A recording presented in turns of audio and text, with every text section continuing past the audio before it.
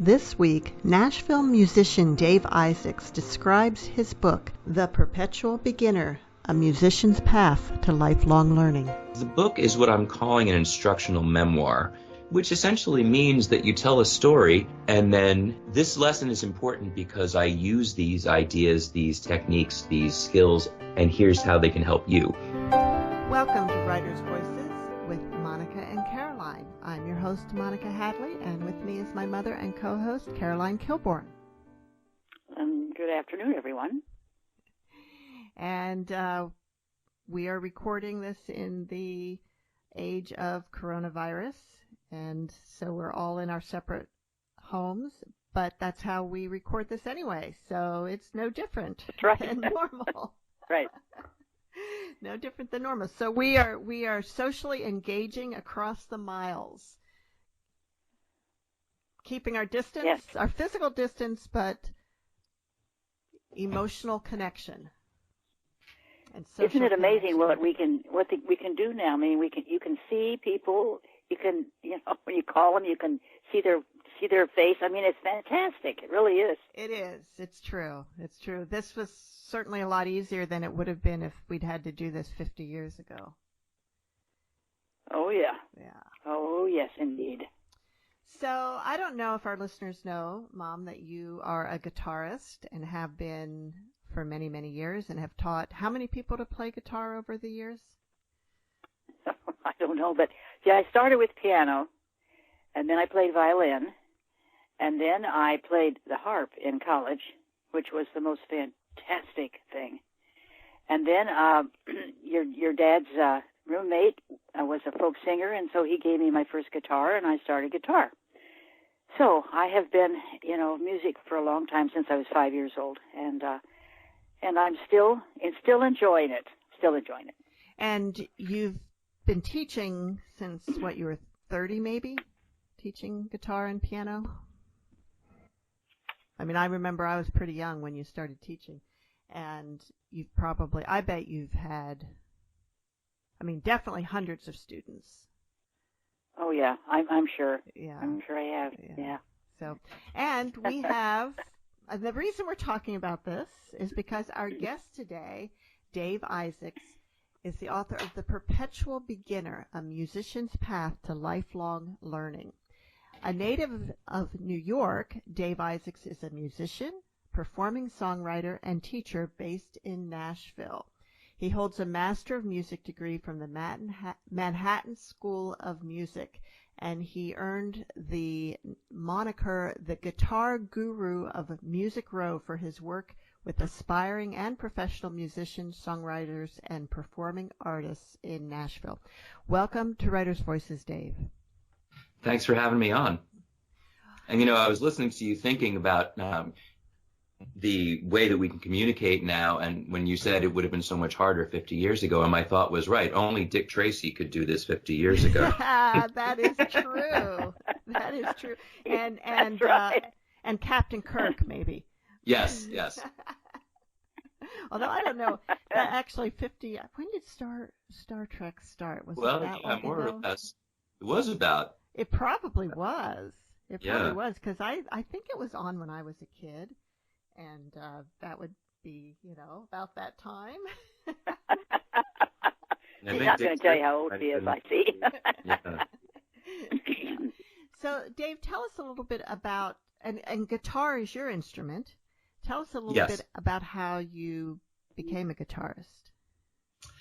Well, my mother insists that it was my idea. Seems to me I remember it was hers, but we must have had a discussion about it. So I was about 14, and typical suburban kid, summer comes along, and what are you going to do with yourself? You're not just going to roam around the neighborhood all summer. So she said, go to camp. I said, no, I don't want to go to camp. I was not the most social kid. And she says that she remembers my saying, I want to play guitar.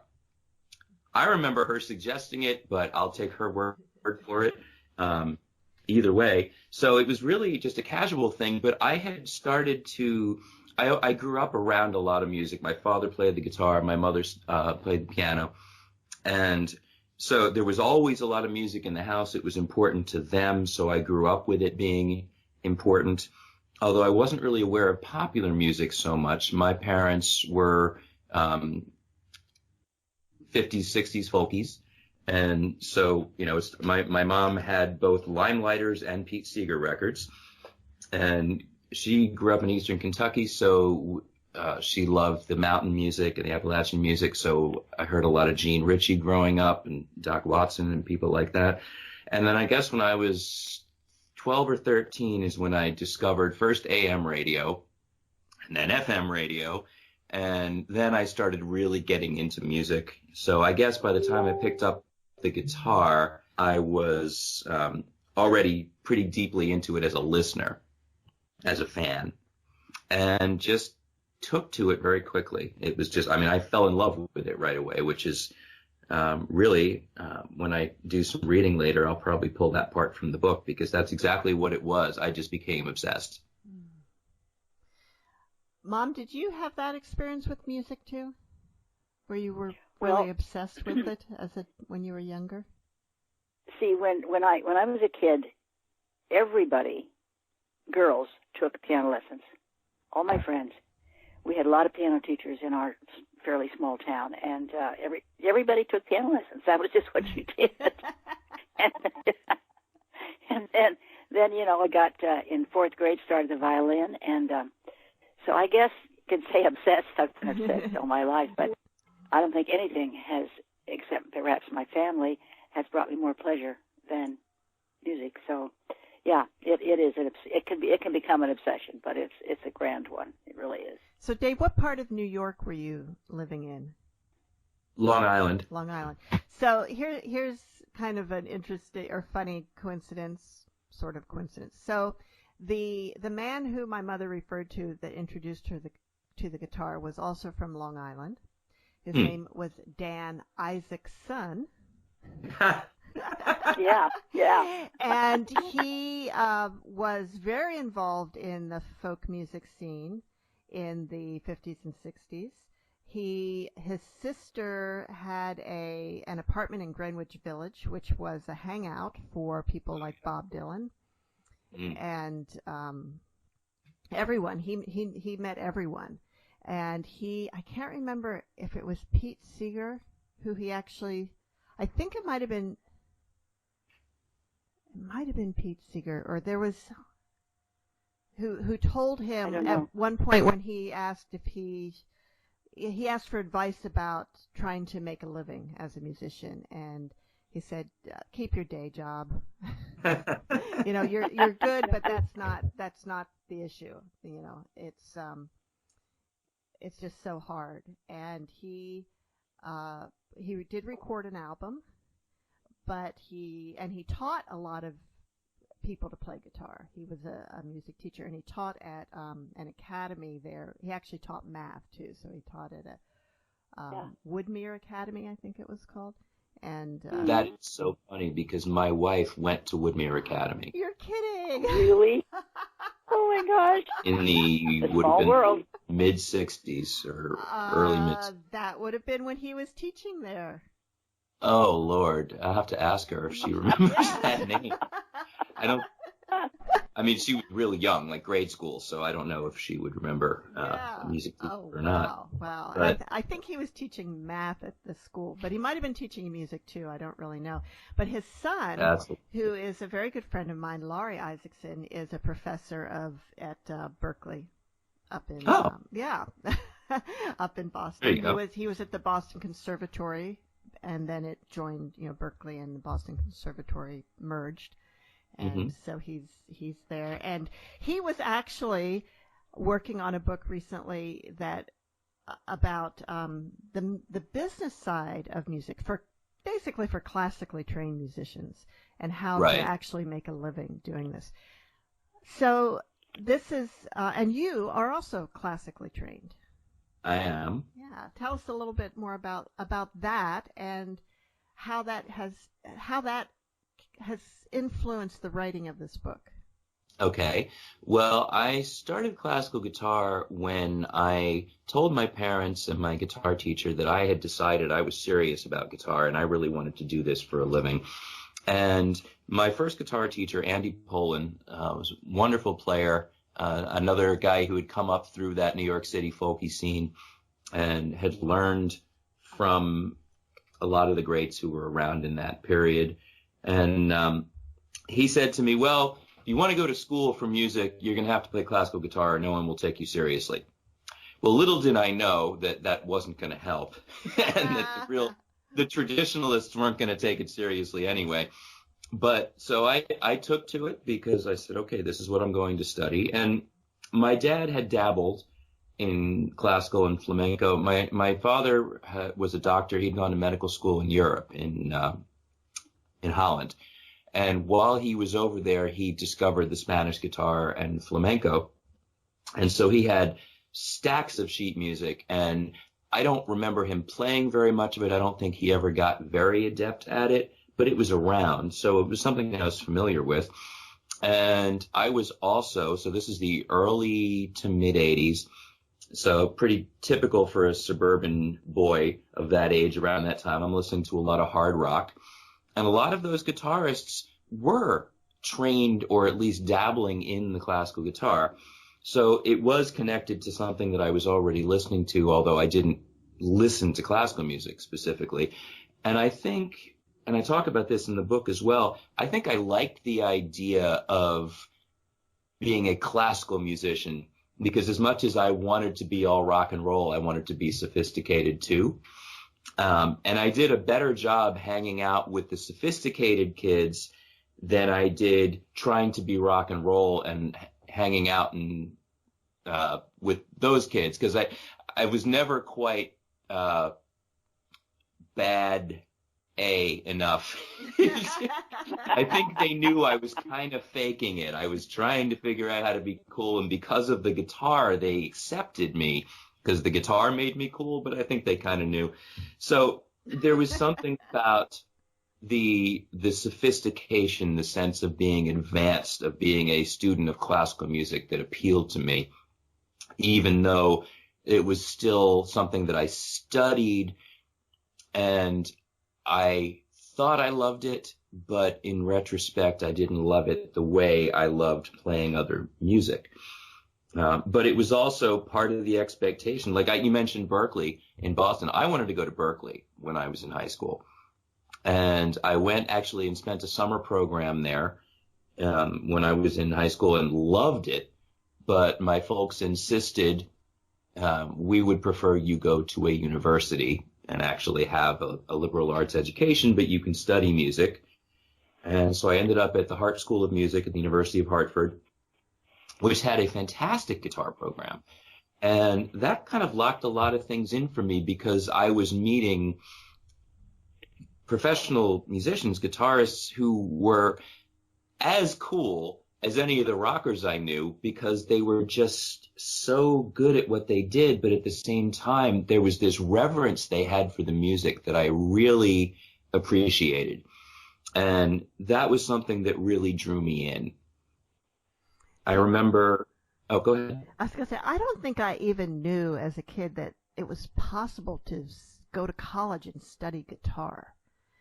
Not that I would have. I played guitar slightly. My best instrument was the baritone horn, which has very little career potential. But it never would have occurred to me that you could go to college to study guitar. It was a fairly new development still in the 80s. I mean, that program had developed over a number of years, but pretty much everybody who was teaching there had come up through that school and essentially started the guitar department. I have a good friend, Andy Ellis, who is a wonderful guitarist and a music journalist. He was a senior editor at Guitar Player magazine, Premier Guitar, has interviewed pretty much anybody you could ever think of. But he went to Berkeley in the early 70s, and he said it was still something of an unusual thing to be a guitar student, even though they had guitar as an instrument they offered. And even I recently read a book about the great jazz guitarist Pat Metheny, and he was offered a scholarship to the University of Miami at 18 in 1973 or whatever it was, and there was no guitar program. There was no path to follow. And over the course of the 70s is where I think that solidified. So by the time I was in college and graduate school, there were established programs, and you had classes in guitar pedagogy and things like that. So, you don't have 200, 300, 400 years of pedagogical history with a few exceptions. So you go study violin, you go study piano, and that foundation is rock solid. And with the guitar, it's gotten to that point now, I think, but it was still a fairly new thing. Although by the time, so I started at the Hart School in 1985, and there were probably 25 guitarists, and about the same, maybe a little bit more at Manhattan School when I got there 6 years later. So it was a fairly flourishing thing by that point. Now, the making a living part, you mentioned teaching classical musicians how to monetize things.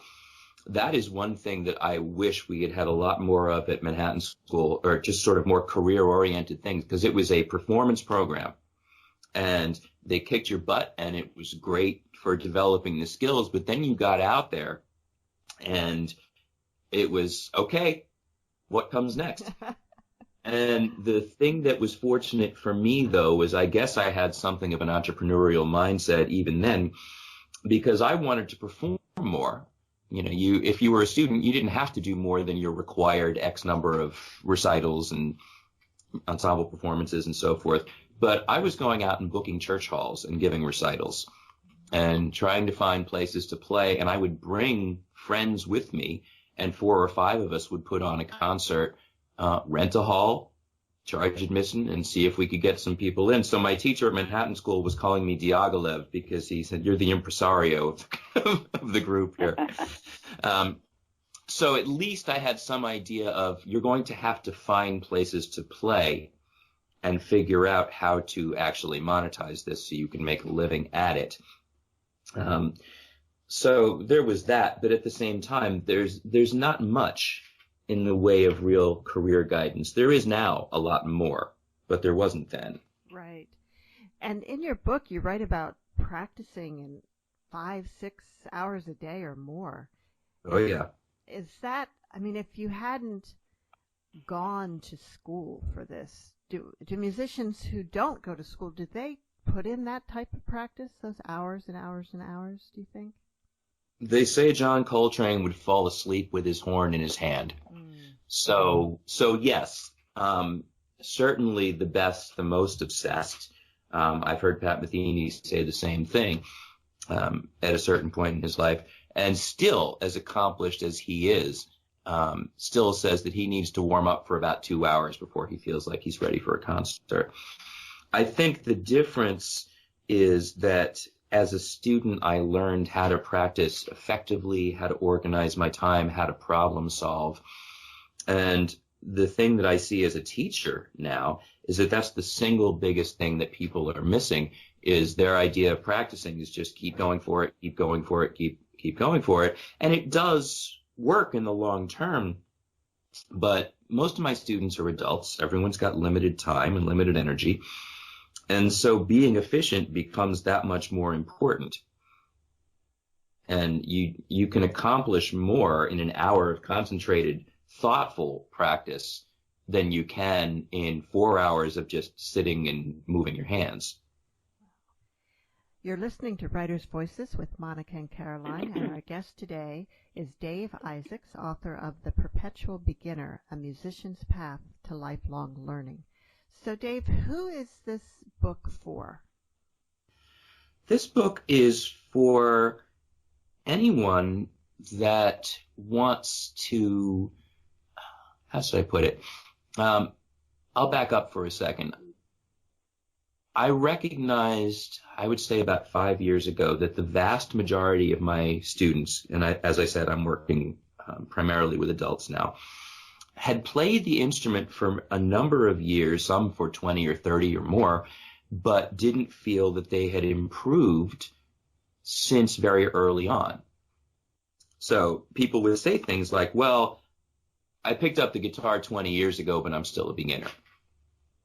And in starting to look at that, I started thinking about, well, what does it take to make somebody feel like I'm no longer a beginner? What does that mean? And to me, what that means is that you become confident in at least fundamental things. And I write in the book about an experience I had going from a bebop workshop with a bunch of jazz aficionados to a folk music retreat, and being struck by the fact that at the folk music retreat, 20 people could sit in a circle and play a song they'd never heard. And at the jazz workshop, the students, at least, had a hard time not stepping over each other when they played 2 or 3 at a time. And I was trying to keep up with these folkies, and here I am. At this point, I was about to start graduate school, and I'm thinking I'm a sophisticated musician, and yet I'm working to keep up with these people playing 3-chord songs because they had so much authority in what they did. And so in starting to think about, well, what does it take to actually build authority? And so the book is for the people that feel like their skills don't match up to their years, to the time that they've put into it. But the ideas really expand to anybody. And what was really striking is that while I was working on the book, I got into a rut myself and wrote the last chapter specifically about, well, what did I do to get myself back into it, which just demonstrates that no matter how skilled you may be, that the ideas are applicable. Mm-hmm. I want to back up a minute and about getting to practice. I used to tell my students that practicing every day, if only for 10, 15 minutes, was better than practicing for an hour once a week. Exactly. And, yeah, because that you're training. You're not just training. You're training your brain, and you're training your hands. And there are times when my brain doesn't tell me how to play this certain thing, but my hands will do it. I don't know how that works. Right. But yeah, this practicing thing. Of course, kids, when kids start out, like I get kids in 4th, 5th grade, and then they're real, interested in this. Then they get into sports and they lose interest in, practicing music, which is sad. But I have never heard anybody say they were glad that they stopped taking lessons. Right. I heard a lot of people say they were sorry they stopped taking lessons. Mm-hmm. Well, and I mean, interesting. I don't know if you've experienced this with working with the kids that you work with, but one of the problems that I always had, particularly if you were working in, let's say, more affluent neighborhoods where the expectations on the kids are very high, that they're raised to be achievers. And so you would have kids that were on 3 teams and playing 2 instruments. And I had a 10-year-old say to me once, "I'm only 10. I'm not supposed to be stressed out," which is absolutely true. So yeah. They become overloaded, and it's hard to reach that obsessive point. Maybe that's the wrong word, but let's say devoted point that's going to really make you do the work to master something when you're trying to take in so many things. But it's absolutely true that I've never heard somebody say, really glad I quit. Although I did play the flute for about 6 months in 5th grade, and I can't tell you that I felt like I should have kept that up because I was not good at it. Well, yeah, but that you could probably still get a couple tunes out of it if you had to. I don't know. I definitely struggled with it. I mean, so it's funny, Monica, you mentioned everyone. Oh, I'm sorry. Maybe it was, I don't remember which of you said that everybody took piano lessons. But yeah, it was me. Yeah, I was okay with piano lessons when I found a teacher. My mother, rather, found a teacher that let me play by ear. And then I really enjoyed it. But when I first started, it was because my friends were taking piano lessons, so I went and did it too. And then I had 2 or 3 friends that were playing the flute in 5th grade in band, and so I went and did it too. But I did it because they were doing it. And I just remember struggling with it. I still, though, it would be nice to have a wind instrument in the repertoire. I came to appreciate those much later, I would say. Like now I love a horn. I didn't know from horns when I was a teenager. Okay, let me ask you about playing by ear. I know this young man who plays by ear, and he wanted to learn how to read music, so I was trying to teach him that. And then his job got conflicting with, he couldn't take any more lessons. But I have always been amazed by people who can play by ear. That's got to be a God-given talent. It's not something that you can develop, is it? Isn't it? Aren't you born with it? Well, see, this is, and in the book I talk about this as well. The whole God-given talent question is interesting because I know that I had a good ear in the sense that when I was a kid, I could sit down and plink out a melody with one finger. And I also know, though, that over the course of my training, I had very specific work that I was expected to do to develop my ear.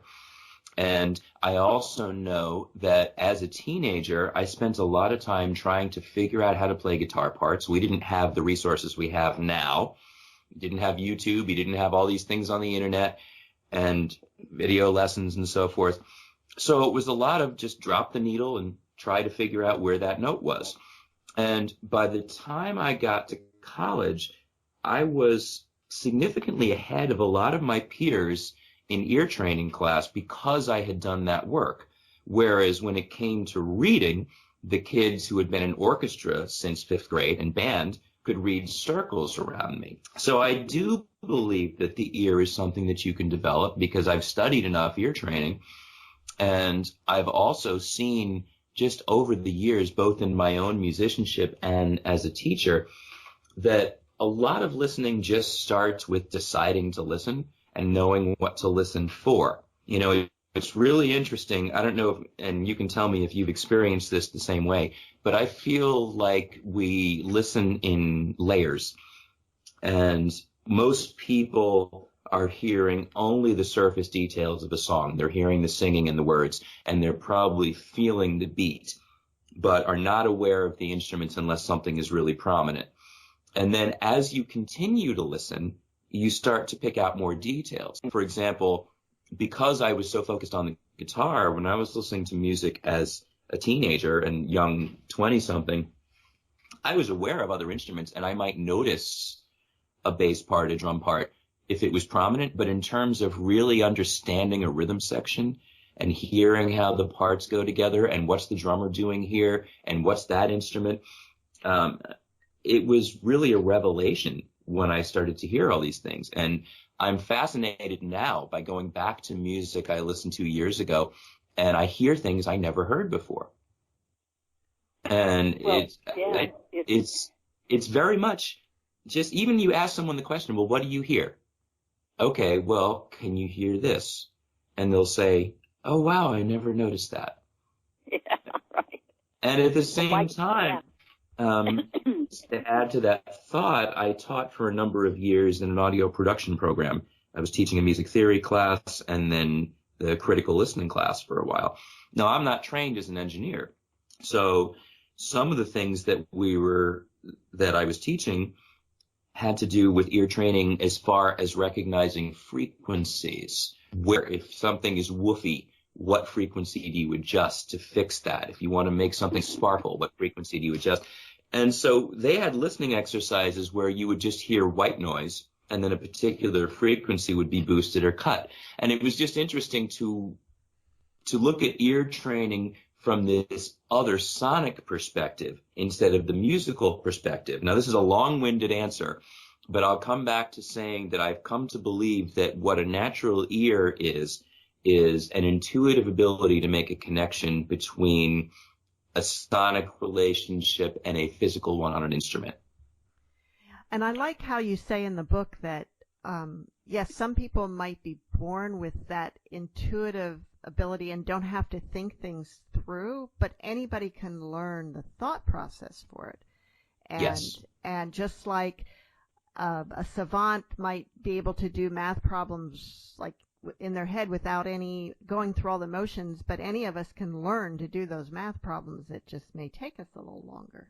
Right. And it's really interesting that you hit on that, because no high school teacher is ever going to say, well, I know you have a talent for algebra, so we're not going to worry about it. You don't need to figure out how to do this. And I can attest to that because my algebra teachers would not let me go. They rode me until I had it right. There's an expectation. Yes, you can learn how to do this, so you're going to. But with music, people feel that it's a zero-sum game. You have it or you don't. Yeah, you talk about the talent trap in the book, and one side of that is this idea that if you aren't born with a certain amount of talent that you're never going to be able to be a musician. But there's the other side of it too. If you are born with that intuitive ability, it comes very easily to you. There's a trap there too. Absolutely, because if you haven't had to work hard to learn it, then when you hit that point where suddenly it is work, it's very frustrating, and somebody just might not do it.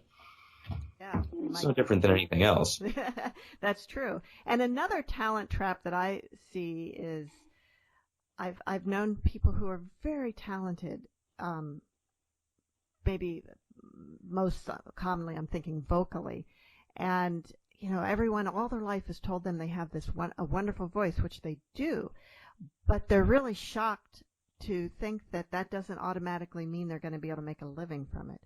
And well, there's that, yes. There's that, yes. And the idea of having to work a regular job is just like insulting to them.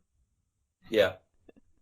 Well, one learns, it's when I mentioned how in my schooling the only sort of career counseling I got was directly from my teachers if we were having a conversation about it.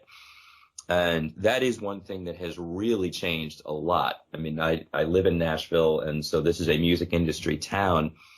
And when young people come here, whether they study formally or not, they are neck deep in it. And they're surrounded by people who are trying to figure out how to make a living in a very, very crowded market, and everybody's talented. So then you start to realize, okay, well, what you were gifted with doesn't make you special anymore. So what do you need to concentrate on? And that's where skills come in. That's where professionalism comes in. That's where simply being reliable and understanding how to work with people. There's so much more to it. Absolutely. I want to tell you this story. Okay, I was supposed to sing. I was going to sing at this funeral, and I saw the accompanist coming in, and she didn't have any music with her. And I thought, oh my gosh, what are we going to do? Because I don't like to look over somebody's shoulder and try to sing. I like, So she asked me what songs I was going to sing, and I told her, and she said, what key do you want them in? And I know my mouth dropped open because I thought, oh my gosh, she can play any key, this song in any key, and she doesn't have the music. Yep. That is, what a talent. That's professionalism. It is, and there's certainly there is a gift that makes that facility much easier, but I'm really convinced that it's all about relationships. And I think about friends of mine, again, living in an industry town, I know a lot of very talented recording engineers, and many of them are also very good at other kinds of engineering. They're good with their hands. They can build things. I've had a running joke with a friend of mine for years because he was always very good with his hands. And I finally said to him, so what, do you build bridges too? And so for years it's been, hey, I built a bridge. And I would watch, we'd be on a camping trip and, we need a lean-to. Okay, I got this. And all right, now the pieces are in place. I watch people who are handy. I thought for years that I was not mechanically inclined until I finally realized that all mechanisms have a logic that allows them to work. But the skill that these people had that I didn't was the ability to see, here are the pieces, and visualize how they fit. And sometimes when we say someone is mechanically inclined, they can intuitively see the relationships between the different pieces. They can look at a pile of wood and see a house, which is no different than a gifted musician hearing a set of notes and intuitively understanding the relationship between them well enough to go to an instrument and now have a visual and tactile relationship, but be able to easily make that connection. And if you think about being able to play a song in any key, that person is not focused on the notes themselves. They're not thinking about the key signature. They're focusing on the relationship and just shifting it around from one place to another.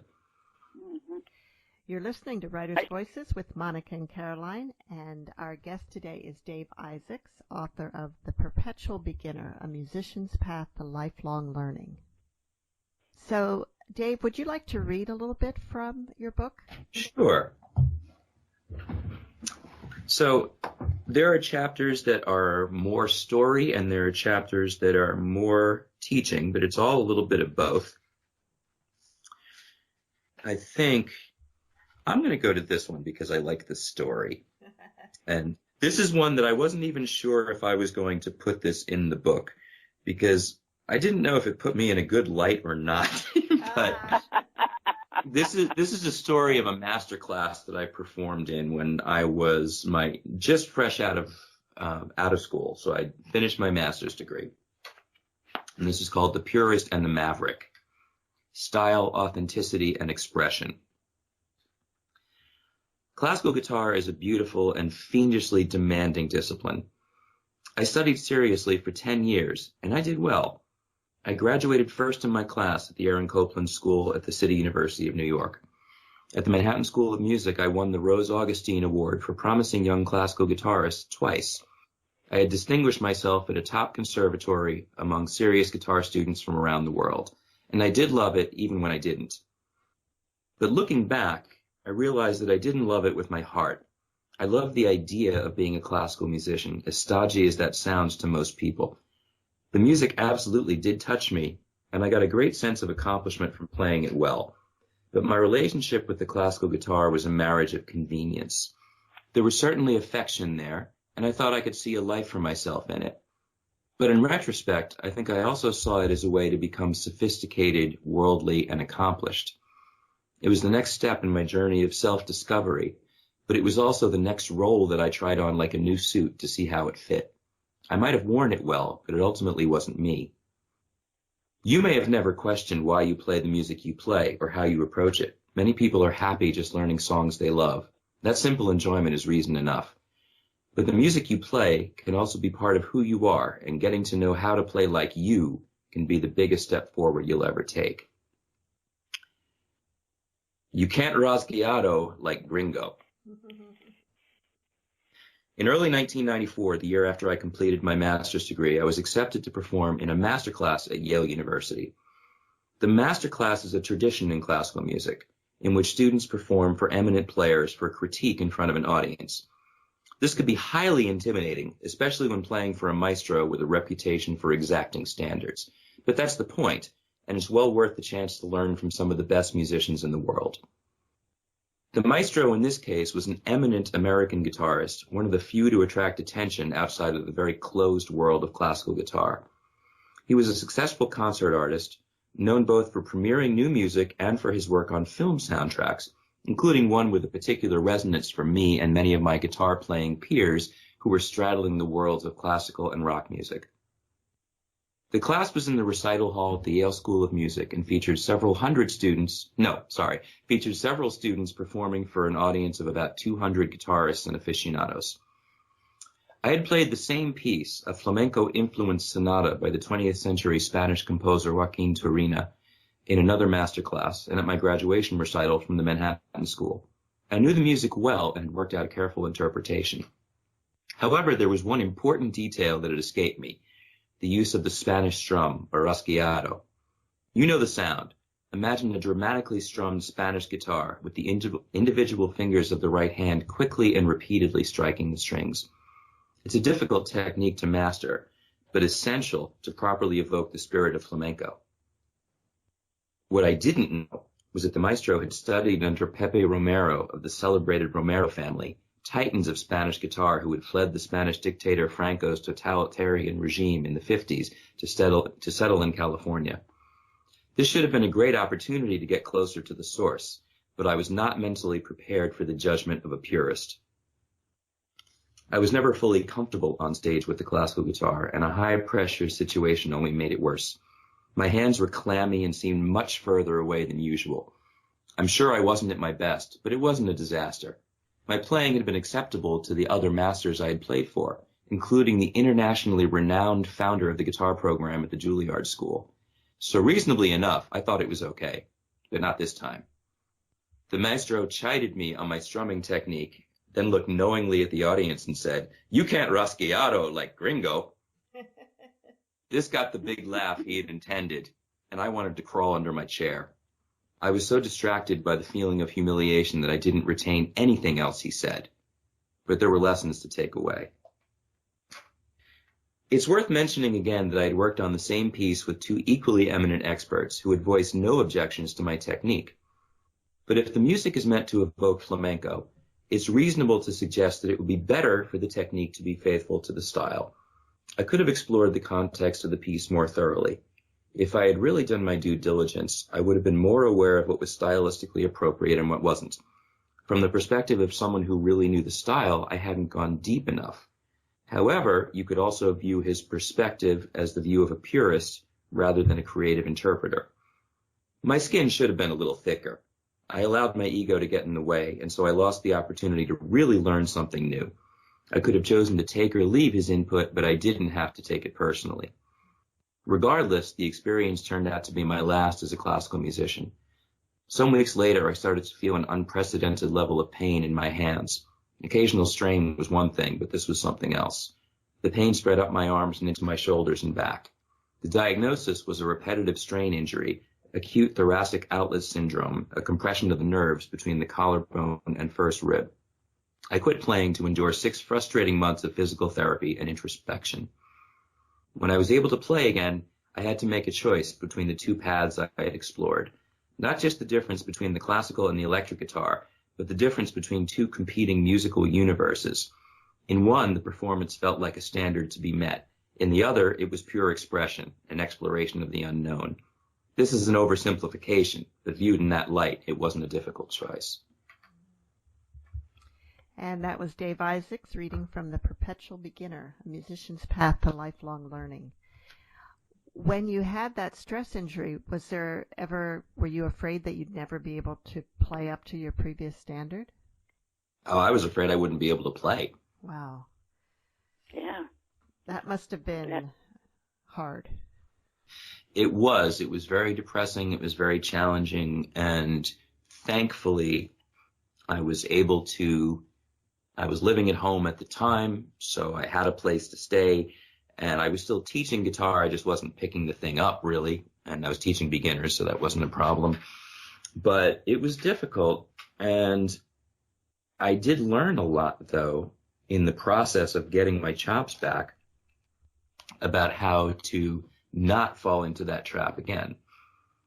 And when you talk about a situation where someone is practicing 6, 7, 8 hours a day, you are absolutely prone to these kind of things. And I had more peers in school that ended up with different kinds of repetitive injuries than didn't. Because something that intense, you really have to be careful and you have to balance how you use your body. And most 23-year-olds are not living particularly balanced lifestyles. Right. Well, it can happen later in the career, too, because my friend that I referred to at Berkeley, the professor, was a trombonist, and he developed a stress condition that affected his embouchure, and he could never really play again. Yeah. Or at least not professionally. Yeah. Right. And it really depends on how severe, what the injury is, how severe it is.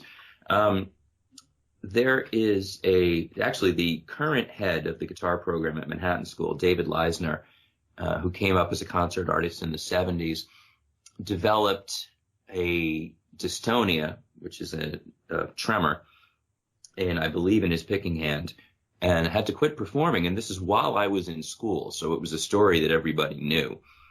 And he has since gone on to be a renowned expert on how to solve these problems. And he is giving concerts again. So it's good to know that someone who was at that level was able to come back from that kind of an injury. But you hear stories like that. I mean, and not even with repetitive strain. I mean, the jazz guitarist Pat Martino had a brain aneurysm and completely lost the ability to play and had to relearn it again. You hear about all kinds of things. Wow. And you don't think of music as a dangerous profession.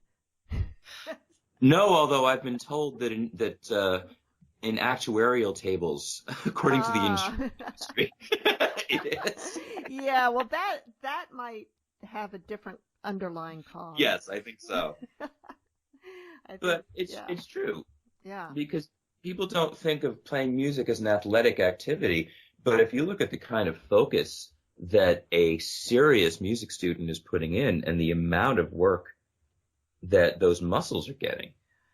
I know when I watch, for example, an orchestra and I watch the violinists, how I'm thinking their arms have to be really strong. At the same time, it's also, and this was one of the big insights, I think, for me in recovering from the injury, and, this is now 30 years later, so it's, obviously I still have chronic issues that come and go, but I can manage them. And you learn, and I would say that this applies to any good musician, how to move the body with as little effort as possible.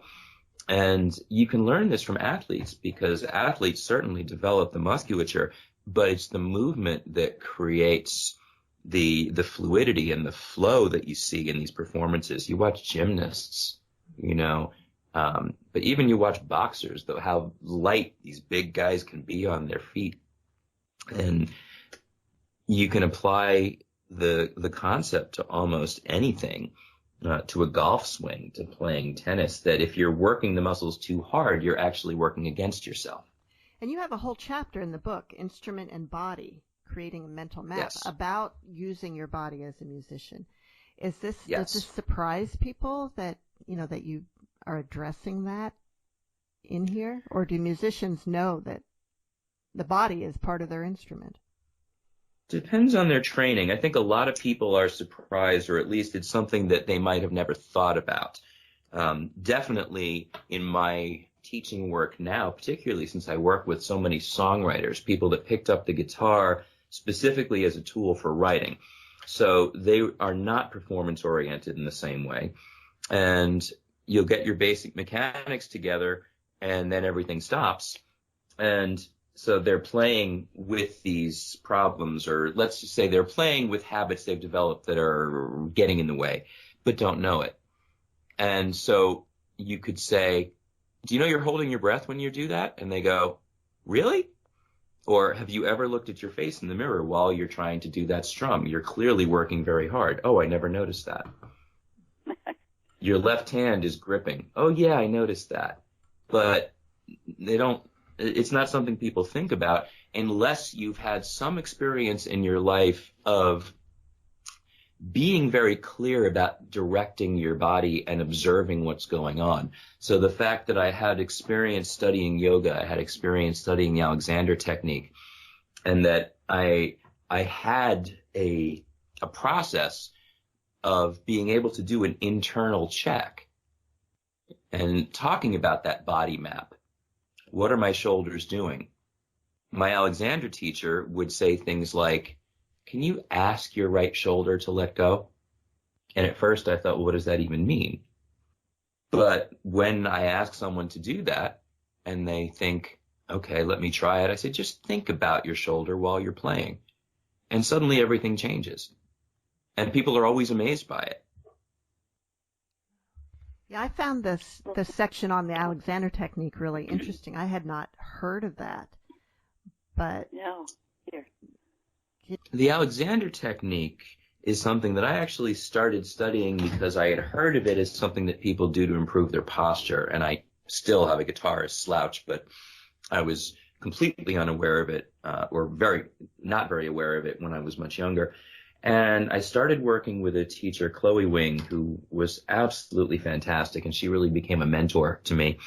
But the basic concept behind Alexander technique, and this is something that was codified by I believe he was an Austrian actor, and it has to do with how one carries the body. And the basic premise is that the structure of the human body is such that the body itself could be self-supporting, but that over the course of a lifetime, we develop these chronic tensions and forms of armoring where muscles lock up, sometimes even because of psychological factors that throw us off balance. And so what Alexander technique does is it aligns the body through aligning the skeleton internally. It's not all that different from the philosophy behind chiropractic work, except that a chiropractor makes an instant adjustment, and Alexander work is a gentle coaxing into alignment over time. By manipulating the skeleton and the way the body is held, the muscles then begin to readjust around that. And it's something that dancers study, and it is something that a lot of music schools do offer now. And it is absolutely, I think, the reason I can still play. So Dave, why don't you tell us a little bit about how the book is structured, what's in here, and what a reader can hope to get from it? Well, the book is what I'm calling an instructional memoir, which is not technically a genre, but I'm seeing that I've read quite a few books that sort of follow this model, which essentially means that you tell a story and then extract the moral and say, this is how this lesson that I learned in this instance applies to how or rather, this lesson is important because I use these ideas, these techniques, these skills every day, and here's how they can help you. So each chapter, most of them, start off with a story, and then from that story, pulling out a core idea and then exploring a lesson about how that idea can be applied. And so some of it, what are some of the kind of the core ideas that you're developing here? Well, there's really one for each chapter. One, when I talked about becoming obsessed and falling in love with the guitar, I think it's important for people to ask themselves, well, what makes you want to do this? What motivates you? And can you really make an effort to connect with those things? And when I really started to look at what was motivating, I think ultimately it is that music connects us. It connects us to other people when we perform. It connects us to other musicians when we play. It connects us to our own emotions, to other experiences we might have had. It's really connected. It's intricately bound up with that part of us. And it's the reason schools have fight songs. It's the reason people sing at stadiums, right?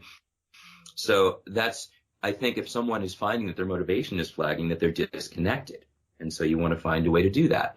We talked about the talent trap, how one's perception of one's latent ability can really be an anchor that holds you back. Instrument and body, the core idea is that your body is part of how you play, and you need to be aware of more of it than your hands. Chapter on practicing gives you a very detailed method of how one might break down a practice process. The chapter I read from ultimately ends up being about whether one chooses, and this is for someone who is further along in the process, but whether one chooses to be completely faithful to the way the music you love was played, or whether you allow yourself to find your own way to do it. And there's a later chapter in the book that addresses specifically people that are developing as artists, as creative musicians, rather than as people who can reproduce something on command, and how I realized one day that my training was perfect for learning how to be a professional musician and having the skills I needed to make a living in different musical settings, but it was not great training for being an artist, because you didn't necessarily learn how to really dig into yourself and find what your version of expression was. And of course, that has to come later than the process of developing a working classical musician's technical abilities, because you don't get to pick the notes. You have to be able to play whatever the composer is asking you to play. But in popular music, of course, virtually every musician that has ever inspired me, most of them do one thing, in a highly compelling way. And some of those players can do lots of different things, but most of them, they do what they do. And I think that's really telling, because I look back, and there's a chapter in the book about this as well, that in my career as a performer, I've been interested in so many different things that I was really sort of all over the map, explore this, explore that. And I think ultimately it was a detriment to that side of things, because I didn't figure out who I was before I put it out there. Or I thought I did, but it was not the same as I've mentioned before, I work with a lot of people who are developing artist careers, and the ones that are doing the best and the ones that I think are going to go the furthest are the ones that A, work the hardest, but B, are very clear about who they are and what their territory is. And then once you're established as a performer, you can always choose to go someplace else, but you can't, as someone pointed out to me once, you can't cross over from nowhere. You have to start somewhere. And also, sometimes audiences aren't very receptive to people not doing what they're known for. And Sure. I know that can be frustrating for the performers. They want to do something new, something different, and the audience is like, no, we want your old stuff. Right. Or, it's like there's a lot of music that's perpetuated by a museum culture that, there's an ongoing sort of two competing schools in virtually any kind of music with roots, but talk about the blues, for example. And you have people that are straight up purists because they want to learn how to play acoustic blues from the 1920s, and this is the style. And if that's what they fell in love with, that's wonderful. But when someone says to you, oh, no, you can't play it that way because that's not how Blind Lemon Jefferson played it, these people were innovators. I mean, Muddy Waters was a maverick. He created something new. He invented something. You can't turn around and tell me, oh, you have to do it just like Muddy did, because Muddy wouldn't have done it just like Muddy. Well, Dave, this has been a real pleasure, but we're out of time. And we've been talking today about The Perpetual Beginner, A Musician's Guide to Lifelong Learning with Dave Isaacs. And I had all kinds of more questions about the writing of the book, but I guess we'll have to leave that for another time. Yeah. Well, thank you so much for having me. It was a lot of fun. And, Mom, do you have some closing words for us today? I do. This is comes from my heart. Music, to me, is the voice of the soul. From the magnificent creations of the past by Bach and Beethoven and Tchaikovsky to the present. So let's all enjoy the music of this world. Well, thank you. And see you all next week on Writers' Voices. Bye-bye.